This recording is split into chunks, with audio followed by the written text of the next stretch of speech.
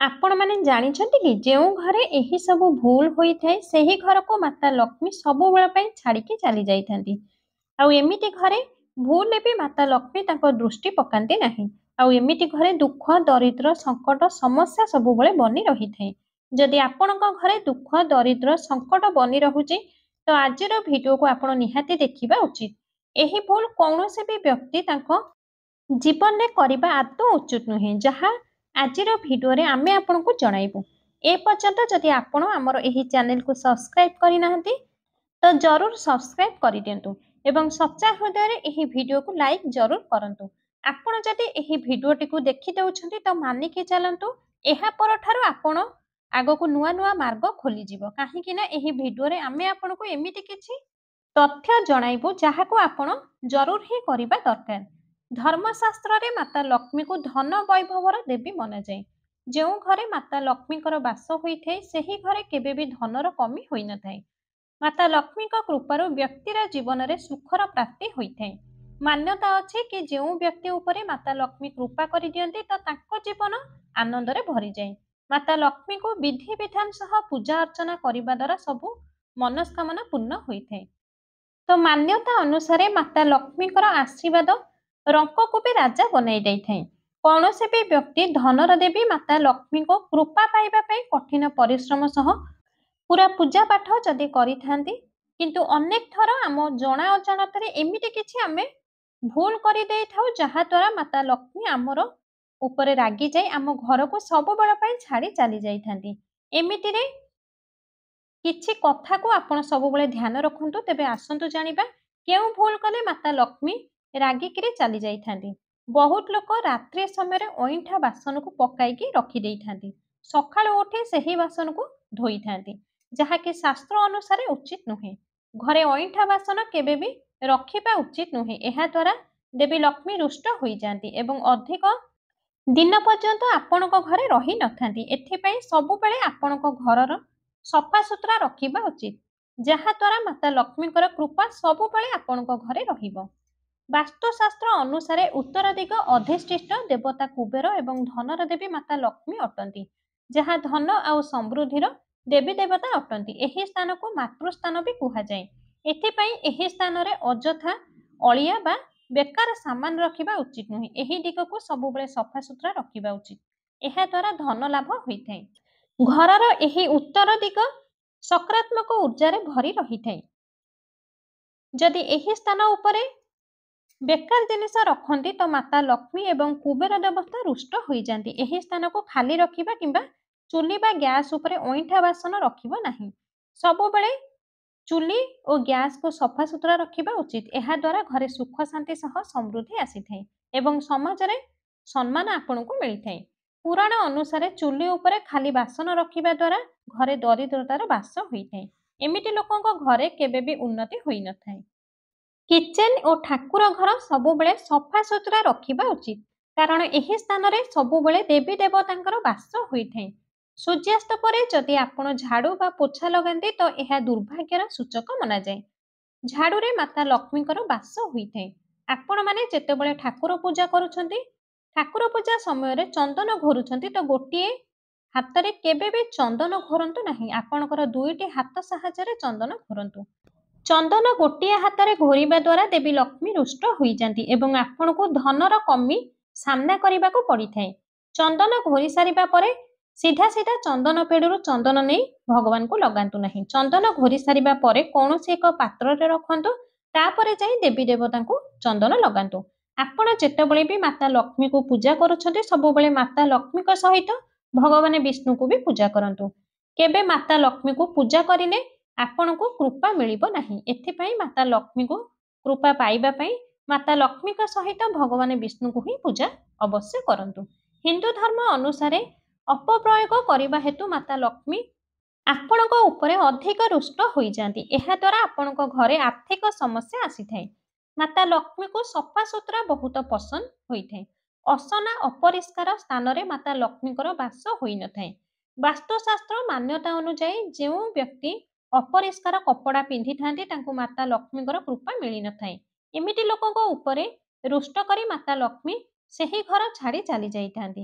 एथिपाई आपण सबुबले सफा सुतरा कपड़ा पिंधतु। हिंदू धर्म रे दीप जलाइबा अत्यंत शुभ कार्य मना जाए। प्रत्येक व्यक्ति तांको घरे किंबा मंदिर रे सकाळ और संध्यारे दीप जरूर जलांतु। पौराणिक मान्यता अनुसार जेउ लोक तांको घरे दीप जलाई थांती माता लक्ष्मी तांको उपरे बहुत जल्दी खुशी होई जांती एवं एमिति लोक उपरे सबुबले कृपा बनाई रखी थांती। जेउ व्यक्ति सकाळे डेरी रे उठंती एवं रात्रि रे लेट रे शोइथांती तो तांको उपरे माता लक्ष्मी केबे भी प्रसन्न हुअंती नहीं। एथिपाई सबुबले सकाळु शीघ्र उठंतु। जदि संभव हेउची तेबे ब्रह्म मुहूर्तରୁ उठंतु। एहा द्वारा माता लक्ष्मी आपणको उपरे अत्यंत खुशी होइथांती। भोजन करुथिबा समयरे मझिरु उठिबा अशुभ होइଥାଏ। कुहाଯାଏ कि भोजन पूरा समाप्त करिकि ही उठिबा उचित। नचेत माता लक्ष्मी आपणको उपरे अधिक रुष्ट करिथांती। एथिपाई केबे भी भोजन करुथिबा समयरे मझिरे उठंतु नहीं। माता लक्ष्मी को लाल फूल और पद्म फूल बहुत ही प्रिय अटे। एथिपाई माता लक्ष्मी को एही फूल निहाती चढ़ांतु। दर्शक बंधु ए पर्यंत जदि आमर एही चैनल को सब्सक्राइब करि नाहांती तो एबे ही आमर एही चैनल को सब्सक्राइब करी पाखरे थिबा बेल आइकन टी को दबाई दियंतु एवं वीडियो को गोटे लाइक निहाती करि दियंतु। आपण काहाको हातरे लूण दउछंती कि? हातरे लूण देले एहा बहुत अशुभ होइଥାଏ। माता लक्ष्मी आपणको उपरे अधिक रागी जाइथांती। जदि आपणको केही लूण मागंती तो बासन बा पात्ररे लूण दियंतु। भूलले भी हातरे लूण दियंतु नहीं। आपणको घरर झाड़ू केबे भी अन्य को धार हिसाब रे दियंतु नहीं। झाड़ू को केबे भी अनादार करंतु नहीं। शकुन शास्त्र अनुसार सूर्यास्त परे आपणकर रोषेई घरे कौनसी भी धला रंगर सामग्री काहाको भी दियंतु नहीं। धला रंगर सामग्री जेपरिक क्षीर दही चीनी लूण एवं आपणकर पत्नीकर पैसा अन्य को धार दियंतु नहीं। आपणक घरर महिला माने निज पाखरे किछि पैसा संचिकी रखिथांती। आपण सेही पैसा को केबे भी अन्य को उधार हिसाब रे दियंतु नहीं। एमिति कले माता लक्ष्मी आपणक उपरे अत्यंत रागी जांती एवं एहा द्वारा आपणकर आर्थिक स्थिति भी खराब हेबाकु लागिथाय। वास्तुशास्त्र अनुसार व्यक्ति को केबे भी पत्नीकर गहना को अन्य को उधार हिसाब रे दियंतु नहीं कि बंधा पकांतु नहीं। एहा द्वारा आपणको धनर समस्या होइथाय एवं पत्नी पत्नीकर मध्यरे लड़ाई झगड़ा लागी रहिथाय। तेबे चालंतु जानिबा एमिति केउ काम करिबा द्वारा माता लक्ष्मी निजे दौड़िके आपणको घरको आसिबे। भगवान श्रीकृष्ण निजे कहिछंती सखाळु सखाळु जेउ मनुष्य एही गोटिए जिनिस को खाइथांती तो तांको घरे धन वैभव जरूर बड़ आकर्षित होई रहिथाय। सेही व्यक्ति राताराती माता लक्ष्मीकर कृपा पाइथांती। आपण माने शुणिथिबे कि अनेक व्यक्तिଙ୍କ घरे दरिद्रता एवं पैसार अभाव लागी रहिथाय। प्रतिदिन धनर अभावरे चिंतित रहिथांती। जणा नाही एही सब आपणकर सह कोन घटुची। किंतु आपण एहा पछरे लुचि रहिथिबा कारण जानि पारंती नाही। आउ सेही कारण हेउची आपणको द्वारा आपणकर अजाणतरे हेउथिबा किछि भूल कार्य। आमर धर्मशास्त्र रे एमिति किछि नियम कथा कुहा जाईची जाहाको आपणकर पूर्वज माने आपणको आगरो बुझाइछंती। किंतु आपण माने सेही कथार ध्यान देई नाहंती। जाहा फଳରେ आपणको घरे धनर समस्या आसी जाइथाय। तो लोके एहा पछर कारण जानिबा पई चाहिथांती। घरे दरिद्रता आसीबार कारण आपण निजे ही होइथांती। आपणको द्वारा करा जाउथिबा कार्य ही आपणकर सफलतारे अटकी होई रहिथाय। जदि आपण भी सकाळु सकाळु उठी किछि एमिति कार्य करिथांती तो आपण निजे ही आपणको घरर दरिद्रता को डाकी आनिथांती। एथिपाई दर्शक बंधु आजिर एही वीडियो माध्यम रे आमे आपणको सेही कार्य विषय जणाइबु जाहाको आपण सकाळु उठी भूल भी करिवे नाही। तेबे चालंतु जानिबा कोन सेही कार्य ता पूर्वर आपणको अनुरोध वीडियो को गोटे लाइक करी आपणको फ्रेंड्स मानको शेयर करंतु एवं आपण जदि ए पर्यंत आमर एही चैनल को सब्सक्राइब करि नाहांती तो एबे ही सब्सक्राइब करी बेल आइकन टी को जरूर दबाई दियंतु। नंबर 1 आपण जेतेबेले सकाळे निदरू उठुचंती सबुठु प्रथमे आपण आपणको मिरर रे देखंतु नाही। शास्त्र रे एही कथा उल्लेख अछि कि सकाळु प्रथमे आपण आईना देखिबा उचित नुहे। नाही तो दरिद्रता दुर्भाग्य एवं सबु प्रकारर संकट को आपणको घर को डाकी आनी थाए। नंबर 2 सकाळु उठिबा परे चा जलखिया किंबा भोजन करंतु नाही। जदि आपण एही भूल करिथांती तो शास्त्र अनुसार बिना स्नान रे सूर्यदेव को जल न चढ़ाई अन्न भोजन करिबा वर्जित अटे। नंबर 3 आपणकर भाग्य को निंदा करिबा। सकाळु उठी ही आपणकर भाग्य को ନିନ୍ଦିବା ଅତ୍ୟନ୍ତ ଅଶୁଭ ଫଳଦାୟକ ହୋଇଥାଏ। ସକାଳୁ ଉଠି ସାରିବା ପରେ ଯେଉଁ ମୁଖରେ ଈଶ୍ୱରଙ୍କ ନାମ ନେବା ଉଚିତ, ଆପଣଙ୍କ ମୁଖରେ ସକାଳୁ ସକାଳୁ ନକାରାତ୍ମକ କଥା ଉଚ୍ଚାରଣ କରିବେ ତ ଆପଣଙ୍କ ଜୀବନରେ ସବୁ ପ୍ରକାରର ସଙ୍କଟକୁ ସାମ୍ନା କରିବାକୁ ପଡ଼ିଥାଏ। ସକାଳୁ ଉଠି କେବଳ ଈଶ୍ୱରଙ୍କୁ ଧ୍ୟାନ କରିବା ଉଚିତ। ନମ୍ବର 4, ଗଙ୍ଗା ଜଳର ଆମ ଶାସ୍ତ୍ରରେ ବହୁତ ହିଁ ମହତ୍ତ୍ୱ ରହିଥାଏ।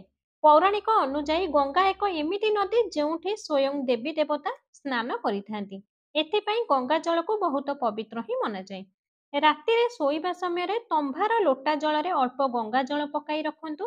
ପୁରା ରାତି ସାରା ଆପଣଙ୍କର ମୁଣ୍ଡ ଉପରେ ରଖନ୍ତୁ। ସକାଳୁ ଉଠି ଆପଣଙ୍କର ବିଛଣା ଉପରେ ଏହି ଜଳକୁ ଛିଞ୍ଚି ଦିଅନ୍ତୁ ଏବଂ ନିଜେ ସେହି ଜଳକୁ ପିଅନ୍ତୁ। ଭଗବାନ ଶ୍ରୀକୃଷ୍ଣ କୁହନ୍ତି କି ନିୟମିତ ଯେଉଁ ବି ମନୁଷ୍ୟ ଏମିତି କରନ୍ତି ତ ତାଙ୍କୁ ଯୁଗ ଯୁଗ ବି ପ୍ରାପ୍ତ ହୋଇଥାଏ। ଏମିତି ବ୍ୟକ୍ତି ମାତା ଲକ୍ଷ୍ମୀଙ୍କ କୃପାରୁ ରଙ୍କ ବି ରାଜା ବନି ଯାଇଥାନ୍ତି। ମାନ୍ୟତା ଅଛି କି ମୃତ୍ୟୁ ସମୟରେ ବ୍ୟକ୍ତିର ମୁଖରେ ଗଙ୍ଗା ଜଳ ଦେଲେ ସେହି ବ୍ୟକ୍ତିର ପାପ କର୍ମ ନଷ୍ଟ ହୋଇଯାଇଥାଏ ଏବଂ ସେହି ବ୍ୟକ୍ତିକୁ ମୋକ୍ଷ ପ୍ରାପ୍ତି ହୋଇଥାଏ। ଗଙ୍ଗା ଜଳ କେବେ ବି ଅଶୁଦ୍ଧ ନୁହେଁ। ନମ୍ବର 5, ଯଦି ଆପଣ ଚାହାନ୍ତି କି ଆପଣଙ୍କ ଜୀବନକୁ ନକାରାତ୍ମକତା ଏବଂ ନିର୍ଧନତାର ବା ଦରିଦ୍ରତାର ନାଶ ହେଇଯାଉ ତ ଆପଣ ସକାଳୁ ଉଠି ଏହି କାମ ନିହାତି କରନ୍ତୁ। ସକାଳୁ ସକାଳୁ ସବୁଠୁ ପ୍ରଥମେ ଆପଣ ଆପଣଙ୍କର ପୂଜା ଘରେ ଥିବା ଦେବୀ ଦେବତାଙ୍କୁ ଦର୍ଶନ କରନ୍ତୁ। ସକାଳୁ ଉଠି ପ୍ରଭୁ ହନୁମାନଙ୍କୁ ଦର୍ଶନ କରନ୍ତୁ। ଆପଣଙ୍କର ଶୋଇବା ରୁମ୍ରେ ଦିବାଲରେ ଶ୍ରୀକୃଷ୍ଣଙ୍କର ଫଟୋ ଲଗାନ୍ତୁ ଏବଂ ସକାଳୁ ଉଠି ସେହି ଫଟୋକୁ ଦର୍ଶନ କରନ୍ତୁ। ଏମିତି କଲେ ମନୁଷ୍ୟର ଉନ୍ନତି ହୋଇଥାଏ। ସକାଳୁ ଉଠି ହିଁ ଧରିତ୍ରୀ ମାତାକୁ ସ୍ପର୍ଶ କରନ୍ତୁ ଏବଂ ଆପଣଙ୍କ ମଥାରେ ହାତ ମାରି ପ୍ରଣାମ କରନ୍ତୁ ଏବଂ ଧରିତ୍ରୀ ମାତାଙ୍କୁ କ୍ଷମା ମାଗି ଧରିତ୍ରୀ ଉପରେ ପାଦ ରଖନ୍ତୁ। ଏତିକି କରିବା ଦ୍ୱାରା ଭାଗ୍ୟରେ ଥିବା ଦୁର୍ଭାଗ୍ୟ ଦୂର ହୋଇଥାଏ। ଆସନ୍ତୁ ଜାଣିବା ସକାଳୁ ଉଠି କେଉଁ ଜିନିଷକୁ ଆପଣ ଖାଇବା ଉଚିତ। ନମ୍ବର 1, ଯେତେବେଳେ ଆପଣ ଘରୁ ବାହାରକୁ ଯାଉଛନ୍ତି ତ ସକାଳୁ ସକାଳୁ ଚାଉଳର 2ରୁ 4ଟି ଦାନା ଅବଶ୍ୟ ଖାଆନ୍ତୁ। ଏହାଦ୍ୱାରା ମାତା ଲକ୍ଷ୍ମୀଙ୍କର ଅସୀମ କୃପା ଆପଣଙ୍କୁ ପ୍ରାପ୍ତ ହୋଇଥାଏ। ନମ୍ବର 2, ଯେତେବେଳେ ଆପଣ ସକାଳୁ କୌଣସି କାମରେ ବାହାରକୁ ଯାଉଛନ୍ତି ତ ଆପଣଙ୍କର ପୂଜା ଘରେ ଭଗବାନଙ୍କୁ ଚଢ଼ାଇଥିବା ଫୁଲକୁ ଗୋଟିଏ ପାଖୁଡ଼ା ଆଣି ଆଶୀର୍ବାଦ ଭାବେ ଅବଶ୍ୟ ଖାଇ ନିଅନ୍ତୁ। ଏମିତି କଲେ ଆପଣଙ୍କୁ ଈଶ୍ୱରଙ୍କର କୃପା ପ୍ରାପ୍ତ ହୋଇଥାଏ। ଆପଣ ଯାହା ବି କାମ କରିବେ ତାହା ସମ୍ପୂର୍ଣ୍ଣ ସଫଳତା ପାଇଯିବେ। ନମ୍ବର 3, ଭଗବାନ ଶ୍ରୀକୃଷ୍ଣ କହିଛନ୍ତି କି ଯେବେ ଆପଣ କୌଣସି ଭଲ କାମ ପାଇଁ ବାହାରକୁ ଯାଉଛନ୍ତି ତ ମିଠା ଅବଶ୍ୟ ଖାଇକି ଯାଆନ୍ତୁ। ସକାଳୁ ମିଠା ଖାଇବା ଦ୍ୱାରା ଆପଣଙ୍କର ଭଲ ରାସ୍ତା ଖୋଲି ଯାଇଥାଏ ଏବଂ ଆପଣ ଯାହା ବି ଚାହିଁବେ ସବୁ କିଛି ଆପଣଙ୍କୁ ହିଁ ପ୍ରାପ୍ତ ହୋଇଥାଏ। ମଥାରେ ଚନ୍ଦନ ଟିକା ମନୁଷ୍ୟକୁ ବିଜୟର ପ୍ରାପ୍ତ କରାଇଥାଏ। ଏଥିପାଇଁ ମଥାରେ ଚନ୍ଦନର ତିଳକ ନିହାତି ଲଗାନ୍ତୁ। ଶାସ୍ତ୍ରରେ କୁହାଯାଇଛି କି ସକାଳ ସମୟରେ ମଥାରେ ତିଳକ ଲଗାଇକି ଯେଉଁ ବି ବ୍ୟକ୍ତି ବାହାରକୁ ଯାଇଥାନ୍ତି ତାଙ୍କ ଉପରେ ସदैବ ଈଶ୍ୱରଙ୍କର କୃପା ବନି ରହିଥାଏ। ମଥା ଉପରେ ତିଳକ ଲଗାଇଲେ କାଳ ବି ଆପଣଙ୍କର କିଛି କରିପାରି ନଥାଏ। ଏଥିପାଇଁ ତିଳକ ଲଗାଇବା ବ୍ୟକ୍ତି ଅକାଳ ମୃତ୍ୟୁ ଠାରୁ ବଞ୍ଚିକି ରହିଥାଏ। ଶାସ୍ତ୍ରରେ କୁହାଯାଇଛି ଯେଉଁ ଲୋକ ନିୟମିତ ରୂପରେ ସୂର୍ଯ୍ୟଦେବଙ୍କୁ ଜଳ ଚଢ଼ାଇଥାନ୍ତି ତାଙ୍କ ଘର ପରିବାର ସମାଜରେ ମାନ ସମ୍ମାନ ପ୍ରାପ୍ତ କରିଥାନ୍ତି। ପ୍ରତିଦିନ ସ୍ନାନ ସାରି ମାତା ତୁଳସୀରେ ଜଳ ଚଢ଼ାନ୍ତୁ। ତୁଳସୀର ଛୋଟିଆ ସେବା କରିବା ଦ୍ୱାରା ବି ଦେବୀ ଦେବତାଙ୍କର ଆଶୀର୍ବାଦ ଆପଣଙ୍କୁ ମିଳିଥାଏ। ଶାସ୍ତ୍ରରେ ମାନ୍ୟତା ଅଛି କି ଯେଉଁ ଘରେ ତୁଳସୀ ରହିଥାଏ ଏବଂ ଯେଉଁ ଲୋକ ତୁଳସୀର ଦେଖାଶୁଣା କରିଥାନ୍ତି ତାଙ୍କୁ ସୁଖ ସମୃଦ୍ଧିର ପ୍ରାପ୍ତି ହୋଇଥାଏ। ଯେଉଁ ବ୍ୟକ୍ତି ଦୀପରୁ ଦୀପ ଲଗାଇଥାନ୍ତି ସବୁବେଳ ପାଇଁ ତାଙ୍କୁ ରୋଗ ଗ୍ରାସ୍ତ କରିଥାଏ। ଆପଣଙ୍କ ଘରର ପୂଜା ଘରେ ସକାଳେ ଏବଂ ସନ୍ଧ୍ୟାରେ ଦୀପ ଜରୁର ଲଗାନ୍ତୁ। ଗୋଟିଏ ଦୀପ ଘିଅର ଆଉ ଗୋଟିଏ ଦୀପ ତେଲର ଦୀପ ଲଗାନ୍ତୁ। ଘିଅର ଦୀପ ଡାହାଣ ପଟେ ରଖନ୍ତୁ ଏବଂ ତେଲର ଦୀପ ସବୁବେଳେ ବାମ ପଟକୁ ରଖନ୍ତୁ। ସ୍ତ୍ରୀ ହୁଅନ୍ତୁ କିମ୍ବା ପୁରୁଷ ପୂଜା ସମୟରେ ମୁଣ୍ଡକୁ ପୁରୁଷ ହୋଇଥିଲେ ରୁମାଲରେ ଢାଙ୍କି ଦିଅନ୍ତୁ। ସ୍ତ୍ରୀ ହୋଇଥିଲେ ଓଢ଼ଣୀରେ ଢାଙ୍କିକି ହିଁ ସବୁବେଳେ ପୂଜା କରନ୍ତୁ। ଖାଲି ମୁଣ୍ଡରେ କେବେ ବି ପୂଜା କରନ୍ତୁ ନାହିଁ। ତ ଦର୍ଶକ ବନ୍ଧୁ, ଆଜିର ଭିଡ଼ିଓରେ କୁହାଯାଇଥିବା ପ୍ରତ୍ୟେକ ଉପାୟ ଗୁଡ଼ିକୁ ନିଜ ଜୀବନରେ ନିହାତି ସାମିଲ କରନ୍ତୁ। ନିଜ ଜୀବନକୁ ନିହାତି ସୁଧାରନ୍ତୁ। ଆଶା କରୁଛି ଭିଡ଼ିଓଟି ନିହାତି ଭାବରେ ଆପଣଙ୍କୁ ପସନ୍ଦ ଆସିଥିବ। ଯଦି ଭିଡ଼ିଓଟି ଆପଣଙ୍କୁ ପସନ୍ଦ ଆସିଥାଏ ତେବେ ଭିଡ଼ିଓଟିକୁ ଗୋଟେ ଲାଇକ୍ କରନ୍ତୁ। ଚ୍ୟାନେଲଟିକୁ ସବସ୍କ୍ରାଇବ୍ କରି ଭିଡ଼ିଓଟିକୁ ଅଧିକରୁ ଅଧିକ ସେୟାର କରନ୍ତୁ। କମେଣ୍ଟ ବକ୍ସରେ ଜୟ ମାତା ଲକ୍ଷ୍ମୀ ଅବଶ୍ୟ ଲେଖିଦିଅନ୍ତୁ।